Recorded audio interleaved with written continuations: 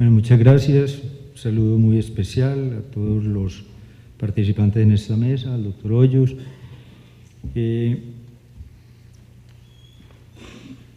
Yo quisiera contestar esa pregunta, o por lo menos intentar hacerlo, en el marco de lo que se debe construir alrededor de la ciencia,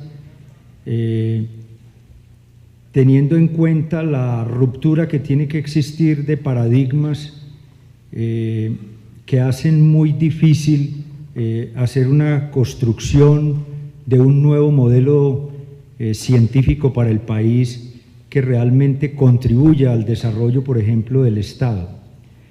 Porque el Estado mismo tiene pues que desarrollar toda la individualidad y la capacidad del hombre de ser un ser que como individuo propicie los desarrollos mismos de la sociedad en el marco de su propia libertad. Pero también tiene que mirarse en términos del desarrollo económico de la sociedad y por tanto de los temas del mercado y de la economía para poder propiciar finalmente un bienestar colectivo, pero también en el marco de la responsabilidad alrededor de la sociedad civil como tal. Entonces, a mí me parece que en el desarrollo científico del país, de Colombia, ha prevalecido tradicionalmente el marco de la autonomía y de la libertad individual. Nosotros hemos manejado en Colombia un concepto en el cual, por la autonomía misma de la universidad y en el marco de las libertades individuales, la libertad de cátedra y la libertad de investigación para ese caso, se tiene muy en cuenta lo que el individuo piense y quiera hacer, independientemente de que con ello se pueda desarrollar una construcción colectiva. Y eso hace que uno tenga que empezar a dar aspectos diferentes. El doctor Morán, en su intervención, resaltaba dos elementos que son fundamentales, que son el de la solidaridad y el de la responsabilidad social.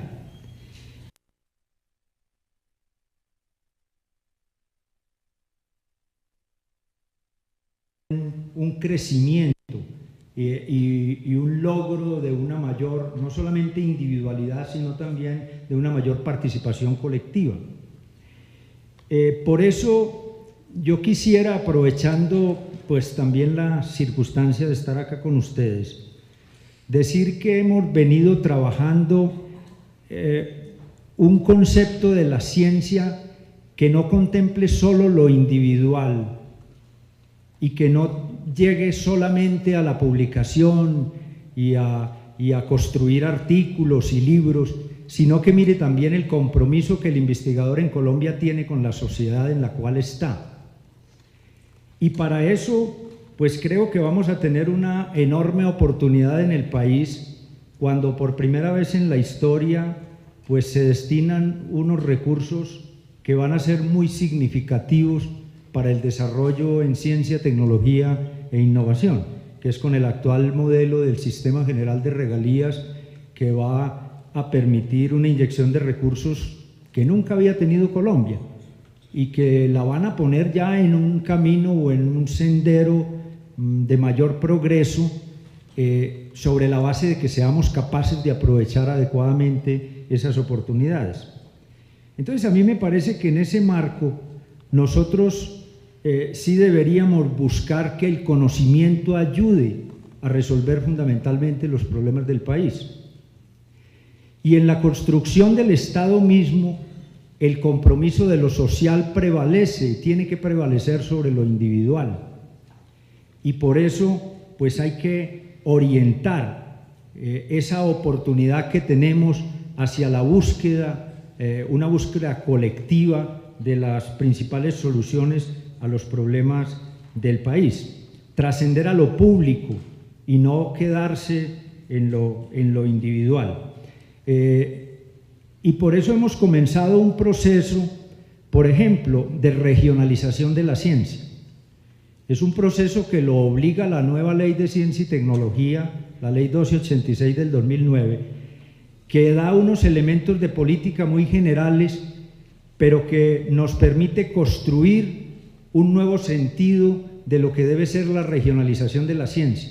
Hoy en día, absolutamente concentrada en Bogotá, Medellín, Cali, en las principales ciudades del país, pero donde se requiere que estas regiones, donde está la mayor fortaleza en investigación, en conocimiento y en capacidades, hagan uso efectivo del acompañamiento y de la solidaridad con las regiones de menor desarrollo, para que adquieran por lo menos unas capacidades diferentes, unas capacidades más competitivas, unas capacidades que permitan que esas regiones logren desarrollar su potencialidad, que es mucha, porque en las regiones más débiles científicamente del país está el principal potencial económico en biodiversidad, en sector agropecuario y en temas incluso de recursos naturales no renovables.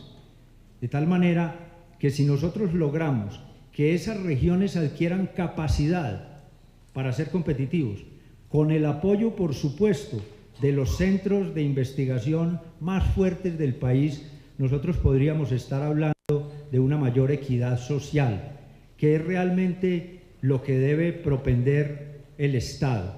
De tal manera que a mí me parece que en ese marco tenemos una excelente oportunidad en el país y vamos a tratar de aprovechar. Muchas gracias. En ese marco tenemos un testigo y un actor presencial, y está a mi derecha, es la doctora Patricia Martínez. Yo quiero que ella comente a fondo cómo ha sido la experiencia, región sí, porque la región del norte de Colombia, una de sus ciudades símbolo, y en su departamento, la experiencia de la regionalización de la tecnología y de la enseñanza científica. ¿Cómo ha sido su experiencia? ¿Qué puede mostrar? ¿Qué lección nos deja? Bueno, muy buenos días a todas y a todos. Un reconocimiento y un agradecimiento muy especial a la Corporación Complexus, a sus patronos, al doctor Marco Velilla, presidente Belisario, y muy complacida por estar aquí compartiendo con ustedes este espacio. Un honor y un privilegio, creo que tenemos todos los presentes, de poder, como decía el doctor Hoyos, tener con nosotros a quien es el filósofo más importante vivo del siglo XX y de lo que va corrido del siglo XXI. Creo que la experiencia en la región es la misma, creo yo, que en el resto de la nación, porque finalmente estamos construyendo nuestra nación desde las distintas regiones con unas directrices claras del Ministerio de Educación Nacional y orientadas por unas tendencias mundiales que hemos estado monitoreando y tratando pues de conciliar en ese proceso de inserción de Colombia en el contexto global. El desafío más importante que todos tenemos, que ya ha sido mencionado, es el desafío de la unidad y de la integración.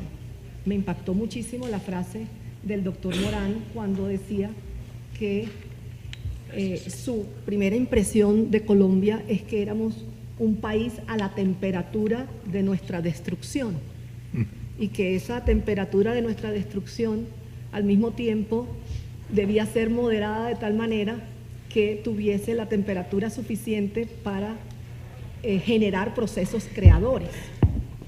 Y en esto nos debatimos fundamentalmente en las instituciones de educación superior alrededor del currículo. Yo quiero tocar este tema y comenzaría diciendo o compartiendo con ustedes una cita que me impactó desde el primer momento en que pasé el umbral de la universidad que me formó, la Universidad de Notre Dame en Estados Unidos. Y dice, abro comillas, la virtud intelectual en la persona humana no puede ser divorciada de la virtud moral, ya que el aprender bien y correctamente presupone en sí mismo no solo la presencia de la virtud moral, sino su cultivo concienzudo.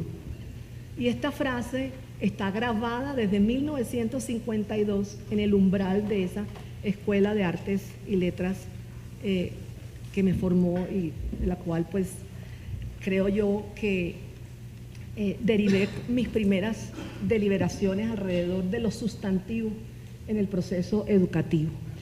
El doctor Morán habla de que en ese proceso de destrucción se ha venido trabajando en las reformas educativas alrededor de lo accidental, hablar de créditos, hablar de estructuras, hablar de infraestructura, hablar de los cascarones que rodean lo sustantivo, hablar de la enseñanza especializada para un quehacer específico. Y es uno de los debates que actualmente se tienen a nivel de la comunidad nacional con relación al tema de las competencias. Si la educación debe ser para formar en el saber hacer en contexto, o la educación es para formar personas más felices que sean útiles a la sociedad a través de su servicio, a través del despliegue de sus potencialidades íntimamente humanas, de la comprensión, los valores, la solidaridad, la magnanimidad y tantos valores que se han mencionado hoy. Y el tema del currículo es un tema que no hemos debatido en profundidad. Si una facultad de ingeniería debe tener más o menos porcentaje de su currículo en ciencias sociales y humanas o más en la formación específica de la profesión. Si un joven de la educación básica se le debe llenar de una cantidad de cursos separados unos de otros, sin una ruta clara de formación de su inteligencia, de su voluntad y de su afectividad. Hemos venido descuidando temas como la antropología, la sociología, la filosofía, las artes, la música, para dar cabida a nuevos conocimientos y nueva información que va llenando las aulas y va llenando de un activismo exagerado nuestras escuelas, nuestros colegios y nuestras universidades también. Entonces, hemos venido desde la región dando el debate de la recuperación de las ciencias sociales y humanas en los currículos.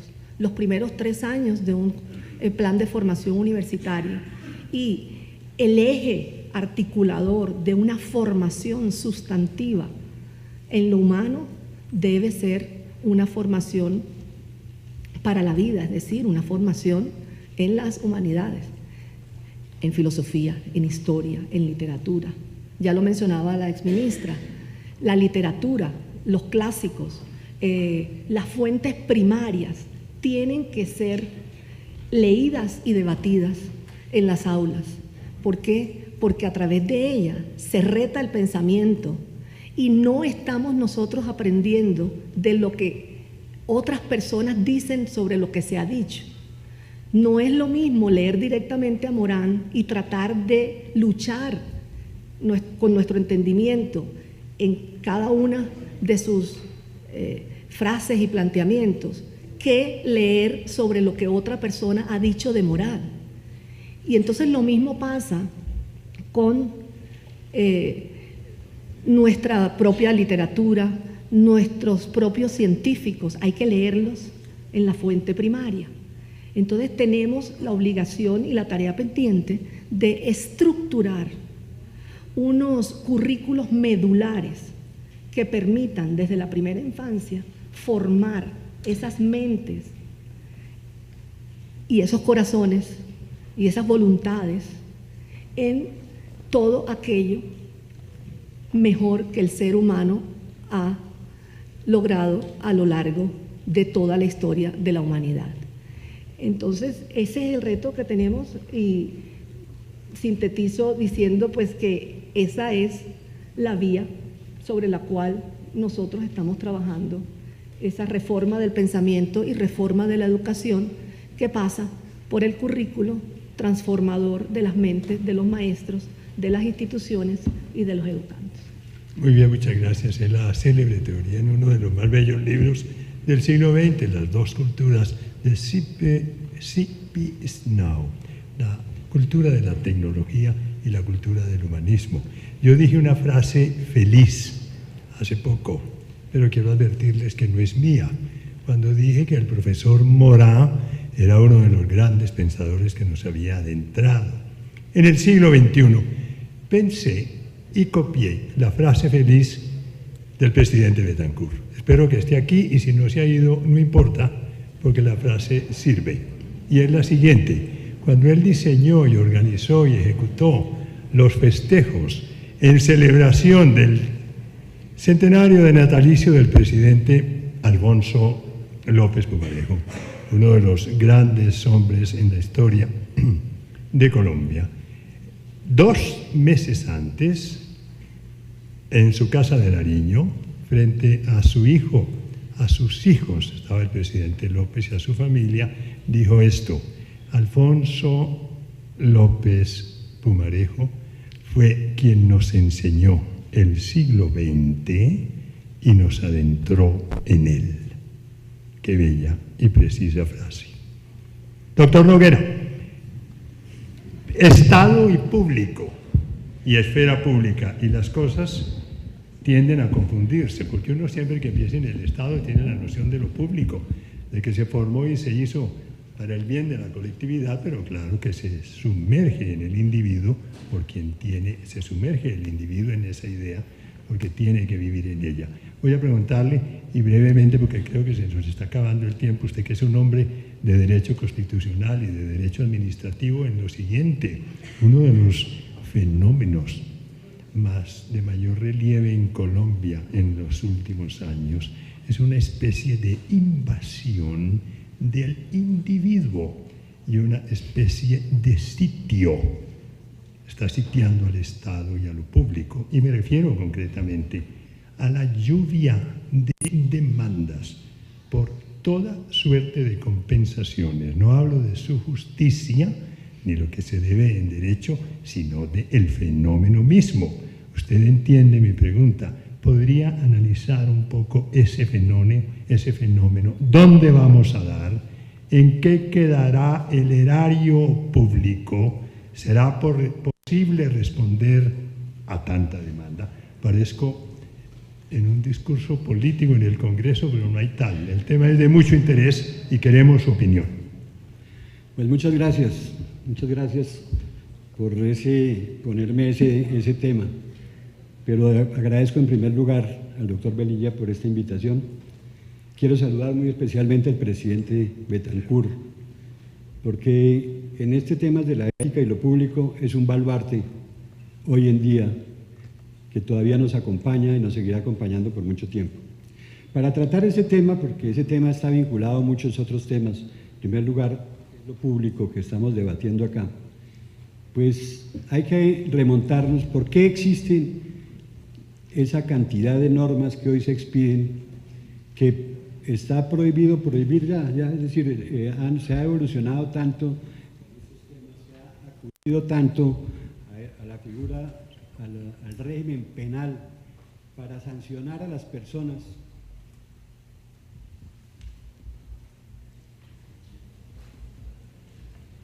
El régimen penal, todo en el país lo estamos volviendo punible, y obviamente eso da lugar a que cualquier actitud, cualquier comportamiento, en lugar de enseñar a la gente a comportarse, le está diciendo compórtese en una u otra forma que no importa, lo importante es que no lo atrapen, no lo cojan en eso, porque si lo cogen va usted a la cárcel. Pero voy a empezar por la distinción un poco otra vez entre lo público y lo privado, porque traía yo aquí una rememoranza de los romanos. Los romanos distinguían entre la res pública, o sea, la cosa pública, que es lo que responde al interés general, y el civis, el ciudadano. Y la res pública y el ciudadano, los dos formaban la civitas, la ciudad. Es más, lo público, la raíz de lo público quiere decir que viene del pueblo. De tal manera que podríamos decir que en la ciudad, el Estado lo distingue lo público, la cantidad de cosas que hay, todas son públicas, y el ciudadano, que diríamos la persona que su intimidad hace parte de lo privado. Aquí existe también la tendencia a asimilar lo público con lo estatal, pero lo público va mucho más allá de lo estatal. Lo público es aquello que no pertenece a nadie, lo que no tiene un dueño individual porque es de todos, es colectivo. Los peligros de lo público precisamente se derivan de ese poder estatal que, creyendo que es dueño de esa parte, entonces ejerce ese poder para tratar de personarse y de apropiarse de lo público. Cada una de las personas que componemos la comunidad decide sobre lo público. La construcción de la sociedad tiene que ver con lo público. Y ahí existe entonces donde surge la relación entre la ética y lo público. El desconocimiento de la ética es el que lleva a eso que acabamos de hablar, a la proliferación de demandas que se quieren exigir de la justicia y a la inefectividad a su vez de la administración de justicia. En el fondo, lo que existe es una interrelación entre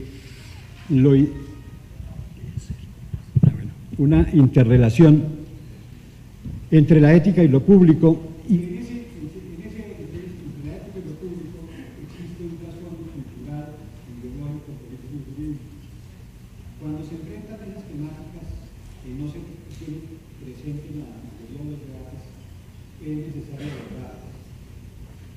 Las controversias que se ponen sobre el tapete de la opinión pública, que tienen que ver con los valores esenciales, fundantes de una sociedad, que en su concepción tiene grandes implicaciones en lo público, en el modelo del país que deseamos construir, sobre valores compartidos, porque estos son los que sostienen la democracia. Sin esos valores, la democracia corre el peligro de transformarse en demagogia y en un totalitarismo.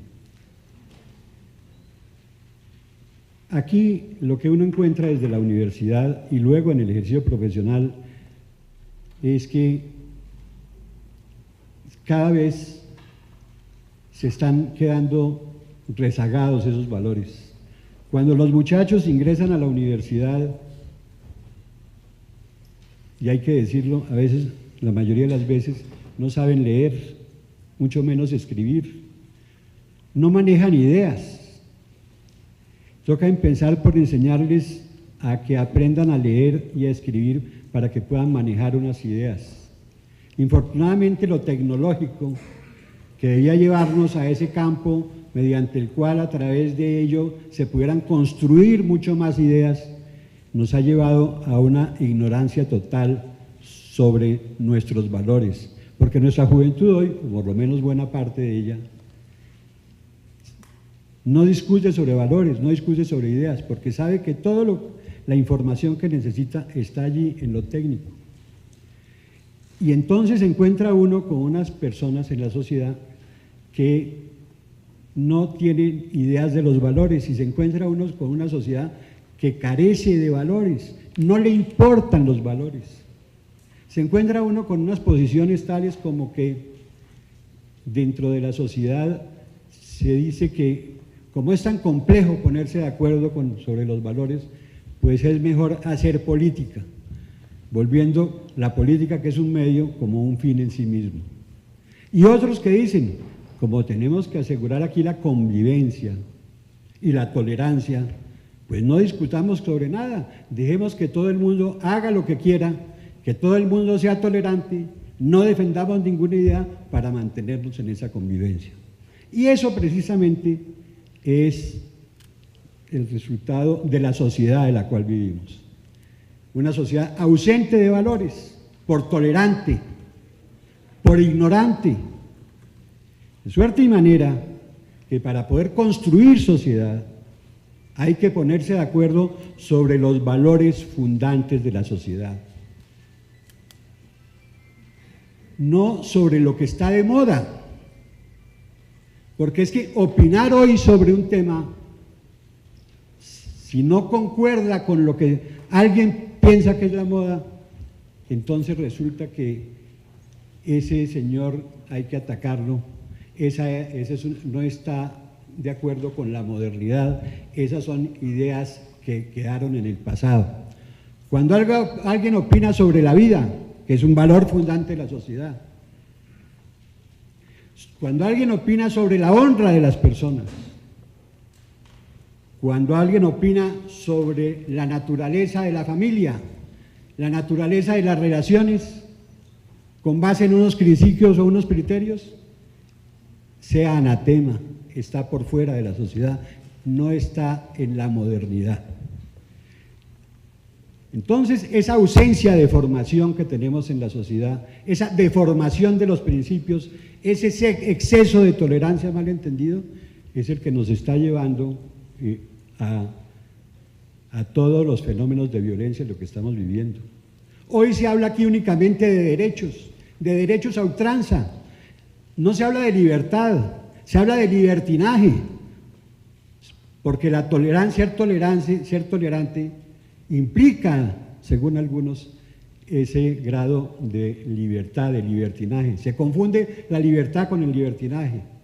El ejercicio del derecho a ultranza, no se habla de deberes, nadie habla de deberes, nadie habla de que el derecho termina donde empieza el derecho del otro, que el derecho tiene unos límites que son precisamente la contraparte del derecho, que es el deber. Y eso nos pasa en esta sociedad. Y todo aquel que no opina, no está de acuerdo con esa tolerancia, como decían los inquisidores, sea anatema, fuera de la sociedad. Por eso, la formación tiene que estar basada, y las relaciones sociales, en esos principios que informan la sociedad, en esos principios fundantes de la misma sociedad, sin los cuales la sociedad no puede discurrir, y sin los cuales la sociedad no tiene futuro. Si seguimos en esa cadena de libertinaje, de tolerancia a ultranza, nos va a pasar como dijo Hobbes: el hombre se vuelve lobo para el hombre en esta sociedad. Por eso, esos valores hay que enseñarlos desde la cátedra, desde la universidad, desde el colegio, desde la familia, para que podamos formar así una sociedad más justa. Eso no es estar fuera de la modernidad, eso es defender la modernidad, defender el futuro, defender el país y de cara a todos estos fenómenos que estamos viendo. El problema que estamos viviendo, el problema de la crisis financiera mundial, es un problema ante todo de ética, de carencia de valores. Y esa falta de ética y de carencia de valores, que es lo que predica la sociedad moderna, sobre la cual debe basarse, es lo que nos tiene al mundo al borde de esta crisis internacional que estamos sufriendo. El hombre lobo para el hombre, porque no tiene valores, porque sus conductas no se informan en valores. Muchas gracias, doctor.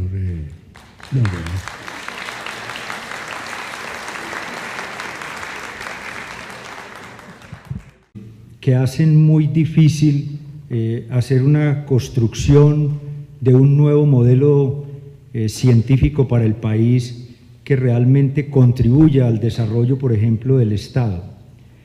Porque el Estado mismo tiene pues que desarrollar toda la individualidad y la capacidad del hombre de ser un ser que como individuo propicie los desarrollos mismos de la sociedad en el marco de su propia libertad. Pero también tiene que mirarse en términos... Bueno, muchas gracias, un saludo muy especial a todos los participantes en esta mesa, al doctor Hoyos.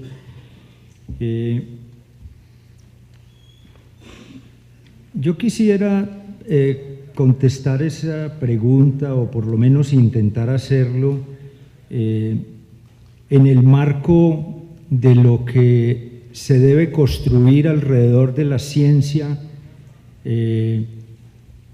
teniendo en cuenta la ruptura que tiene que existir de paradigmas. Colombia, un concepto en el cual, por la autonomía misma de la universidad y en el marco de las libertades individuales, la libertad de cátedra y la libertad de investigación para ese caso, se tiene muy en cuenta lo que el individuo piense y quiera hacer, independientemente de que con ello se pueda desarrollar una construcción colectiva. Y eso hace que uno tenga que empezar a dar aspectos diferentes. El doctor Morán, en su intervención, resaltaba dos elementos que son fundamentales, que son el de la solidaridad y el de la responsabilidad social.